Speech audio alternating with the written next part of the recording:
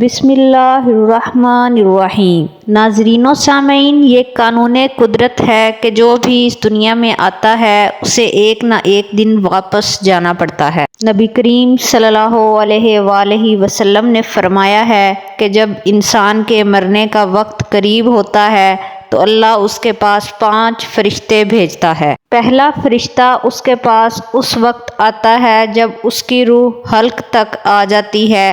وہ فرشتہ اس شخص کو پکار کے کہتا ہے، اے ابن آدم، تیرا طاقتور بدن کہاں گیا؟ آج یہ اتنا کمزور ہے۔ تیری تیز زبان کہاں گئی؟ آج یہ کتنی خاموش ہے۔ تیرے گھر والے عزیز و اقارب کہاں گئے؟ تجھے کس چیز نے تنہا کر دیا؟ پھر جب اس کی روح قبض کر لی جاتی ہے اور کفن پہنایا جاتا ہے تو دوسرا فرشتہ اس کے پاس آتا ہے اور اسے پکار کے کہتا ہے، تو نے جو مال اکٹھا کیا تھا وہ کہاں گیا؟ تو نے بربادی سے بچنے کے لیے جو گھر بنائے تھے وہ کہاں گئے؟ جب جنازہ اٹھانے کی باری آتی ہے تو تیسرا فرشتہ پکار کے کہتا ہے، اے ابن آدم، آج تجھے ایسا لمبا سفر کرنا ہے جتنا سفر تو نے کبھی نہ کیا تھا۔ آج تو جس قوم کی طرف جا رہا ہے اس سے پہلے کبھی ایسی قوم سے نہیں ملا۔ آج تو ایسے تنگ مکان میں داخل کیا جائے گا، آج سے پہلے تو کبھی اتنے تنگ مکان میں داخل نہیں ہوا ہوگا۔ اگر اللہ تجھ سے راضی ہو گیا تو یہ تیری خوش بختی ہے، اور اگر اللہ تجھ سے ناراض ہوا تو یہ تیری بدبختی ہے۔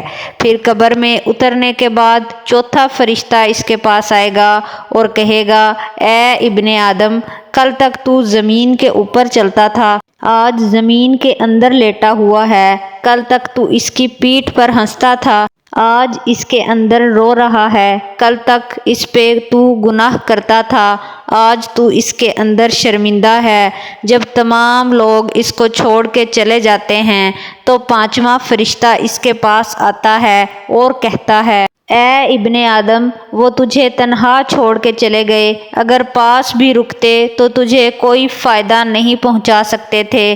تو نے جو مال جمع کیا اسے غیروں کے لیے چھوڑ دیا۔